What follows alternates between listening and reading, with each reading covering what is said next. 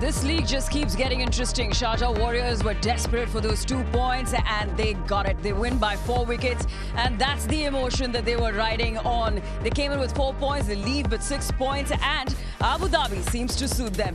Well, they restricted ADKR to 134. Kudos to ADKR. They did make a match out of it, but that man Adil Rashid with the ball and with that slight touch in the end. Another last over, Dreras with the ball. You had a James Rue hit a 4 and then there was a no ball, a wide, but it was in the end down to 1 ball, 1 run, and Adil Rashid with the touch gets it home for the Sharjah Warriorz at the Zayed Cricket Stadium. Let me quickly give you a glimpse of what transpired at the Zayed Cricket Stadium. Well, you had the Night Riders restricted to 134. They won the toss and elected to bat first. Rutford 44 of 36, Unmuk Chand 24 of 22, Sharafu 19 of 25, Dreras 18 of 12. It was the bowlers who came to the party from the Sharjah Warriorz. Adil Rashid 3 for 18, Wasim 2 for 12 and Taskin Ahmed 2 for 41. But on the other side, when the Warriors came out to bat, James Rue played an anchor innings, 42 not out. A good job by the bowlers of ADKR as well. Yet again, Ajay Kumar as well as Holder, but just not enough. 4 wickets win for the Sharjah Warriorz, and more importantly, those 2 points, they are still in the hunt for the playoffs. Well, it's a full house here. Hello and welcome to Cricket Safari, gentlemen. Waqar Yunus, Wasim Akram and TKC. Good evening. Good evening. You must be pleased with that win. Yeah, absolutely. For us to kind of get over the line tonight means a lot to the group. We've had a lot of close games so far this year, so to actually be on the right side of them gives us a bit of momentum now leading into the last 2 that obviously we need to win. Well, you've got 2 experts who will talk to you about cricket, but the one thing that I want to know, after those 2 losses, what did the coach tell you guys? Just to believe in ourselves and go out there and obviously keep fighting and keep putting in performances. This year the pitches haven't been kind of as high scoring as normal, so it's about finding a way to win, and obviously we did that today, a little bit closer than everyone would have liked, but 2 points is 2 points and hopefully that can be the start of a bit of momentum. Yeah, you never know. Picking at the right time is the word actually matters. I hope you picking at the right time. And question, coming back to you mentioned slow wickets. Explain it to us. What does that even mean for our viewers? It just feels kind of when it doesn't reach you as fast as it normally does. So you're kind of, obviously they're still bowling as fast as they are, but it's just holding in the pitch and then you're slightly through your shot. So your timing is, like as a batter, is slightly off. So it's not quite finding the middle of the bat. And I think you find it kind of, if you're looking around kind of the whole league, there's a lot of guys with a lot of dot balls. Yeah.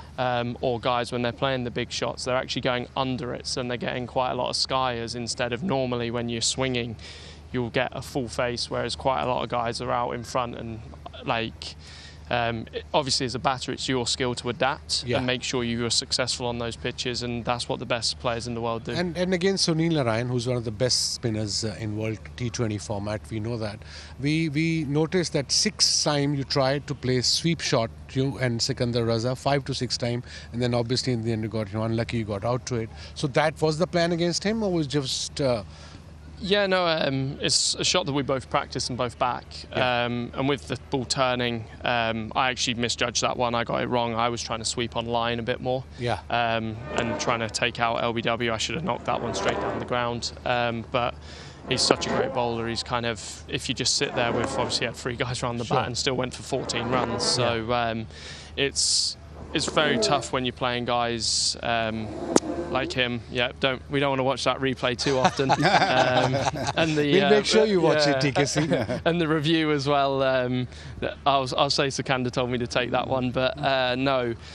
Playing guys like him, you've got to have options, and the way he bowled tonight was kind of really challenging for us, and thankfully kind of we managed to actually get over the line. You spoke about the paces, the ball not really coming onto the bat. Against the spinners, I mean, it wasn't really turning, but I don't know, I got this feeling that the ball was kind of skidding through and they were just bowling too many variations, and you guys got stuck in the middle for a good 4 or 5 overs. That's where the game sort of gone balanced. Otherwise, things were in control. Yeah, absolutely. But Sonny does it like week in, week out, all year round. So almost 700 wickets. Yeah. And his economy rate as well. So it's not just he's taking wickets. Obviously, he's really ties people down. It's not. Obviously, we're not going out there with the fear and going, oh, it's Sunny on the Rhine. We're gonna you're just trying to play the ball as it comes. But he was getting the ball to turn. He was getting the ball to swing. he's got that much skill. He swings them in, swings them out, spins them.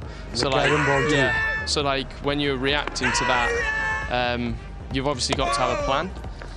These aren't great highlights to watch, so anyone back home trying to learn, don't copy this. These are the over I'm talking about. This is the time. But you look like, obviously, he's bowling an amazing line and length, challenging you, and it's also when you're needing a lower score, sometimes it's harder because you're then looking up going, oh, we need 7 and over, we don't, so then you're looking for singles, and then when you don't get singles, obviously it's a dot ball.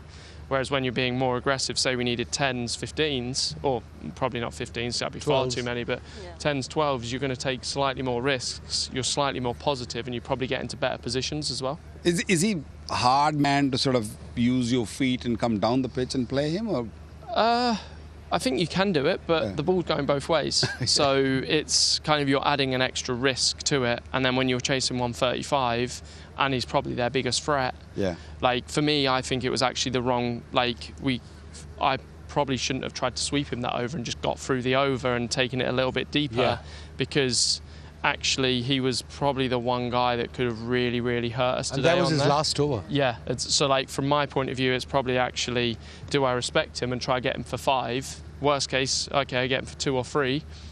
It's fine. We'll take the risk later. Batter like you can cover up in a couple of overs. If you play 1 over for 3 runs, chasing small total, player like you can cover it up in an over. With 2 6s, 2 4s, everything will back. But I suppose mindset is very different nowadays of the batters. Yeah, no, and obviously you don't want the rate to keep climbing on a low-scoring pitch. Obviously the whole game was very low scoring until kind of they had that 1 over of 25 that changed the game for them to get them something competitive, and we obviously had that last over that goes for 12, where it kind of kept chopping and changing the whole time. So tell me about that white ball, the last over. Yeah, what was your opinion? We thought it wasn't a white ball, but it can happen. Yeah, not blaming anyone. I think I'd be a little bit disappointed if I was on the fielding side. Obviously, you can see why he gave it, because it did miss the leg stump. But I think that rule is such a hard one to judge. It really because, is. Whereas almost if you said, right, if it misses leg stump, it's a wide, then it makes it very simple for, whereas when people are moving around, it kind of makes it a lot more difficult to actually see where, I understand why he's given it, but I think you can see why they'd be frustrated over it as well. Yeah, absolutely, because he went across off stump. Yeah, one last question. You didn't open today. Why? Well, we actually haven't been performing that great as a whole batting unit, so we actually felt it would be a good time to actually mix it up and try a different combination, try and get us off to a good start. I've not been performing as well as I'd have liked, and it's what was best for the team, and I think it's kind of trying to find that formula, that kind of thing as a team to get us off to good starts. If you get off to a good start, then all of a sudden the momentum changes, it rolls like that. Obviously today it didn't happen, but we still ended up having an okay power play, getting out the power play pretty well, and then obviously we've won, so it's been quite a good. Well done. But TKC, all the strategies work. Plenty of positives for the Sharjah Warriors. You get those 2 points and it's game on. Absolutely. Thank you so much for joining us, though. Thank you very much. Thank you, TKC, and good luck, buddy. We'll be playing highlights right now that he would have liked to watch, because I think the man right now under the spotlight has to be the player of the match, Adil Rashid. How good was he? Quite the game changer with the ball, and then in the end with the bat. With the ball, I mean, he bowled the last over. We very rarely see spinners bowling the last over in this format, and he was giving it air. that shows how brave he is as a bowler, apart from the experience. He's got all the variations. Yeah, it's a big risk, to be honest, because spinners, not that we don't see often, we don't see at all. It's very rare that we have seen someone. But they didn't have much choice, because the previous over, Tuskin gone for 25. They needed wicket, and I thought the best man at that stage was him to pick up a wicket, because Russell, they needed to get him out, otherwise he could have hit like 2 or 3 sixes, and this 136 could have been easily 150, 52, 53, and then would have been harder for them. You need a big heart to bowl Russell in the last over, the way he did. So that's the reason why we'd like to ask you the speed variations here by him in that last over. That's why saying experience, the speed variation. Look at the first one, 88, then 80, then 65, then 88, and then of course the wicket, 62 kilometers an hour. That's a huge pace difference for a spinner. You very rarely see spinners changing their pace so often, and that too in the last over, and again that too against the big hitters. So well done, Adil. No, but well done to you as well, because talking about predictions, because there is a bit of a competition going on in the commentary box as well, and Wasim Akram is the defending champion. So let's take a look at the predictions and let's see how many of them got it right. Now, while I was doing the pre-show, I know Vakar said ADKR. So Alan Wilkins wins, Simon Duell, and they all said ADKR. So the only one saying Sharjah was Wasim Akram. Well done. There's a reason why you're the defending champion, very much in the contention. Look, I've been talking about this previously also, that there is definite loophole there. There is controversy. What loophole? There is controversy. You just have to predict, Vicky. There's no loophole. Look, I know today is fair and square. You won, I understand. But some of the games I've not been there, so I don't know what is going on. What is your relation with the producer, the guys who really... You can just find out if we show us the... I guess we'll show the leaderboard. And then we'll talking about loopholes or whatever it is definitely working for him, because if you take a look at the leaderboard, you will see a certain Wasim Akram right on top yet again. Andy Flower just below him, because he was also not commentating today, so that's the reason why he's predicted one match less. Yeah. But Andy Flower, I can understand. Andy got a huge book, diary. He writes everything, every detail of the game. I just pick up my team according to the pitch situation, and it's a fluke, by the way. He's just a natural. Yeah, just a fluke, guys. Just a natural. But another one it's something about the name. Wasim Akram, the legend. Wasim Akram, the newbie who's bowling so well, so impressive. The local boy, he comes in and always gets a wicket. He's been rather consistent. Yeah, that's really good to see. The UAE bowlers are really doing well in this season for DP World ILT20. We'll start off with Tanveer, Kazama Tanveer, and then of course Ajay Kumar, and then of course Wasim with the new ball, bowled beautifully, the late swing, full yorker. Yeah, I mean, who can tell better than you, because he swung the ball, and not only that he swung the ball back into the right-hander, he actually took the ball away from them also. So he was playing around with them, and the length he bowled, I thought that was very impressive, because there was some juice in the surface, and he kept it up. I mean, it's risky when you especially playing against a team who got big hitters like Livingstones and Salt and all these guys, and he actually kept it to the length which we call it a test match length. Nice and full, let the ball swing and let the ball do the talking, and he did it beautifully. And after seeing this batting today or the last 5 or 6 games, no offense to any batter, I'm throwing my name in the hat now.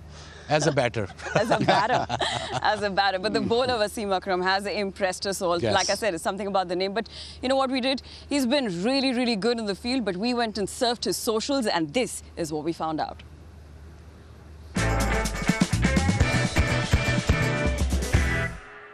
इस video में कौन 2 लोग हैं? इस video में एक Virat sir है और एक मैं हूँ, और ये जो वीडियो बन रही है मेरे भाई के लिए बन रही है। क्या नाम है? Zakaria all the best. आपको बेस्ट विशेस भेज रहा हूँ, ध्यान रखो। बहुत अच्छा बोलर है, बहुत अच्छा बॉलिंग किया। तो विराट ज़्यादा खुश हुए होंगे कि वो आपसे मिले, कि आप ज़्यादा खुश? मैं ज़्यादा खुश हूँ। क्यों खुश होगी? मैं खुश हुआ था ज़्यादा, तो बहुत मज़ा आया। बहुत खुश हुए होंगे वसीम अकरम से मिलकर? नहीं, वो ऐसी बात नहीं है। वो लीजेंड से मिले होंगे, खुशी तो उसकी वही है जो लीजेंड से मिले होंगे।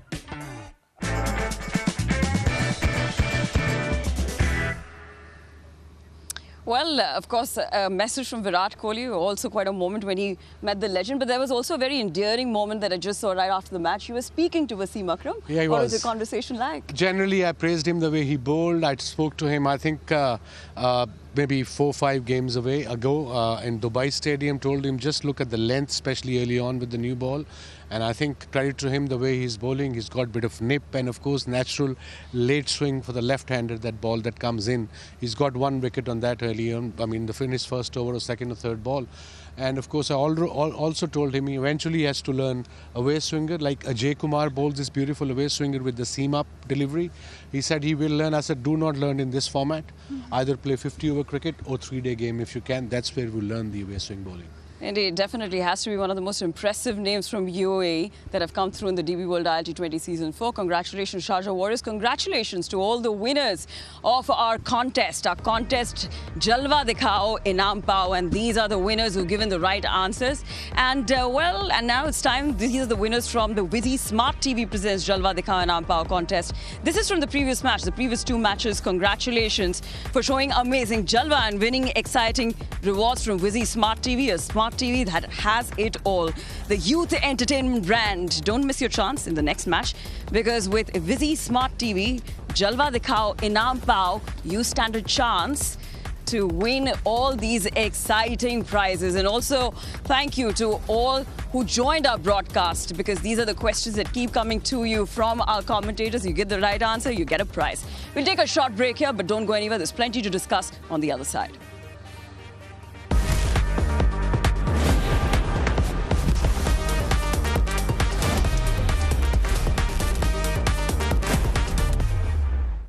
Welcome back to Cricket Safari. We promised you a humdinger and we delivered it. Another last over thriller, but the bowlers came to the party tonight. And another big deal that we were all talking about, it was the bowling masterclass that was given to us by Simon Dewell and Wasim Akram. Let me give you a glimpse of it and we'll come back to it. Well, it's a gorgeous, fresh evening here in Abu Dhabi's Cricket Stadium. We're going to talk some bowling, a bit of a bowling masterclass with one of the best in the business, Wasim Akram alongside, who's part of our commentary group and, well, a great, absolute great of the game. Waz, I just want to talk a little bit about what your success was and what these guys are looking to do in the modern T20 game as well. From a bowling point of view, what are the keys in short format cricket for you? First up, we'll talk about the new ball. The new ball. Look, I played T20 cricket only 5 games when it started in 2003 for Hampshire. Those days, probably batters didn't have those shots early on in this T20 format. So as a bowler, I wasn't as scared as the bowlers are now. And my first 2 overs were usually back of a length, try to bring my natural in-swing to the right-hander. And if not, then if not swinging, then I'll go just across. That's the first 2 overs. I mean, first or third. And if I usually, those days we used to bowl 2 overs at death, 18th and 20th or 19th or 17th or 19th.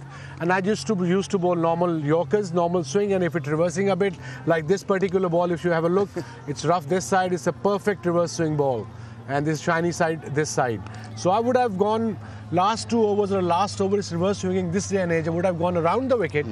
The same field they used to have, point back, third man up, extra cover a little wider, maybe mid-off back as well, and just go shiny side here, the rough side here, and just go wide of the crease. Naturally, you're going to go wide of the crease, and just go outside off stump. If it's a new batter, I probably would have gone for the stumps, but if it's a set batter, I probably would have gone outside off stump, away swinger from around the wicket, wide of the crease. How much did you use the crease? I mean, we see a lot of bowlers throughout the tournament sort of come in here, come in wider. How much did you use the crease throughout an innings or your career? If it wasn't swinging in my time, I hardly used the crease. Yeah. But if it's swinging, if I was bowling over the wicket, to a left-hander or a right-hander, I usually go wide and do the delivery that I usually do, bring the ball back into the right-hander, away to the left-hander. So wide of the crease, if I'll go this side, for instance, if I'll go wide of the crease to the left-hander, if it's swinging quite a bit, if I go wide, the batter will automatically think he's going to bring the ball back in. Yeah. But I used to bowl the away swinger from wide of the crease. And I used to come at the last minute, run in and come at the last minute. You would jump out of it. Jump out of it, yeah, that's what I did. Yeah. And same to the right-hander, but in swing. Never went across. I've never used the crease when I was bowling across to the right-hander. Come back around the wicket. Now, I mean, because what we see from when you go wide of the crease, from a batting point of view, that line is coming, and then it starts to swing. Yeah. That's one of the keys, isn't it? Particularly with that and obviously the ball has to be slightly crossed and wrist has to be a little open. And you go there, you go wide, and then you aim wherever you want to aim.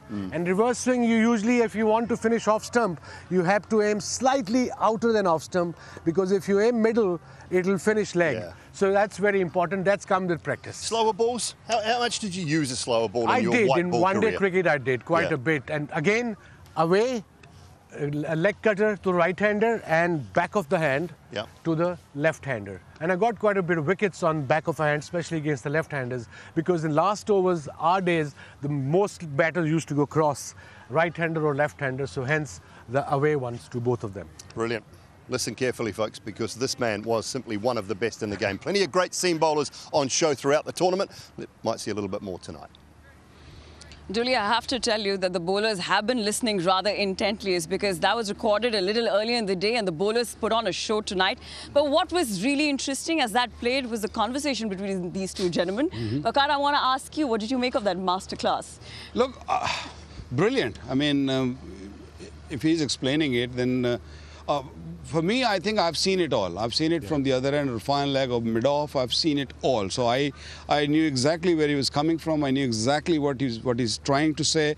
So it is of course, for the youngsters to understand what needs to be done. Vicky, if you remember, we used to have a sign to a wicket-keeper that we're bowling a slow ball. Nowadays they don't. Hence they take the single away. But our T20 format, I suppose keepers don't come up. So if you remember, quite a few times Moeen used to run up. When I think my sign was this one, just go like this before running in, and Moeen used to come 2-3 step up. If there's an edge on a slow ball, it probably will carry to the keeper if he's 2 steps up. I once gave him a signal and then I bowled a quicker one.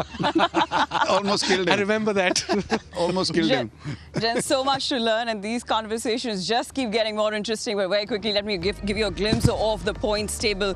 You have a certain Sharjah Warriorz still on the 6th position, but now with 6 points. So now you've got 3 teams on 6 points, 1 on 8, and of course Desert Vipers have qualified. My Emirates just below them with 10 points, and you will see a certain My Emirates in action tomorrow. So it will be number 2 versus number 4. My Emirates coming off at the back of victory, but on the other side, James Wynn's team needs to buckle up. They're coming at the back of a loss, but My Emirates will take a lot of confidence in just the way they won the previous games. Very quickly, who's winning? But tomorrow's game, it depends on the toss. It depends on the toss. You got a day off, so you don't have to worry about it. I'm playing golf. All right, they're playing golf. But you know what? Tomorrow's going to be yet another interesting day, because this league just keeps getting rather interesting. Thank you so much, gentlemen. Thanks a lot for joining us. For now, it's a good night.